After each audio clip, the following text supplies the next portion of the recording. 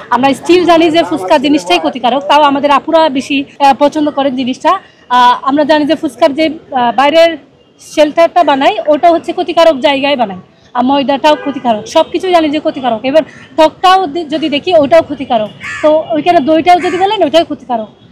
দই জিনিসটা যদি ভালো হয় তাহলে শরীরের জন্য ভালো, কিন্তু এখানে যেভাবে ইউজ হচ্ছে এই জিনিসটা অনেক খারাপ। এখানে ফুচকার জিনিস আইটেমটার প্রত্যেকটা জিনিসেই মানে সমস্যা আছে, সে জায়গা থেকে ফুচকা ভালো জিনিস না। আমাদের উচিত যে এই জিনিসটাকে অ্যাভয়েড করা। তো আমরা যদি সচেতন হই, স্টুডেন্টরা যদি সচেতন হয়, দোকান মালিক তো এটা করতেছে, আমার জায়গা থেকে যেহেতু আমি দায়িত্বশীল জায়গা আছি, আমি অ্যাকশন নিব, প্রশাসনকেও জানাবো, প্রশাসন অ্যাকশন নিবে। সে জায়গা থেকে সবাইকে সচেতন থাকার আহ্বান করছি।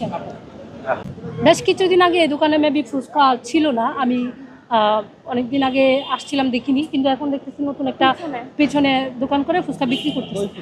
আজকে সকালে আমাদের প্রশাসনের সহযোগিতায় যারা হচ্ছে এই দোকানগুলো পরিচালনা করেন তাদের সহযোগিতায় আমরা দোকানগুলো পরিদর্শনে এসেছি, মানে মনিটরিং বলতে পারেন। প্রথম দিকে আমরা হচ্ছে শ্যাডোর দোকানগুলোতে গিয়েছি, ওখানে পরিবেশটা মোটামুটি ভালো ছিল, ওই খাবারের মান নিয়ে আমরা একটু কথা বলেছি।